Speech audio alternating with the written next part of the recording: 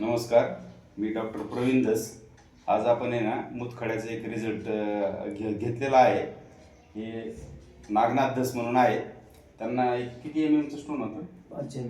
5 चा स्टोन होता. सोनोग्राफी अंती माहिती पडली आणि खूप त्रास होता त्यांच्या. ते तोंडून आहे का त्यांचा त्रास? मला 5 चा हे होता खडा आणि सोनोग्राफी केल्याच्या नंतर 8-10 दिवस डबल इंजेक्शन घ्यावं लागेल सकाळ संध्याकाळ.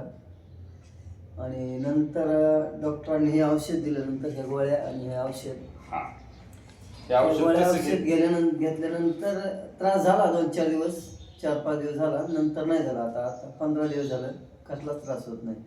आता एकदम बरं वाटतंय. आता एकदम बरं वाटतंय.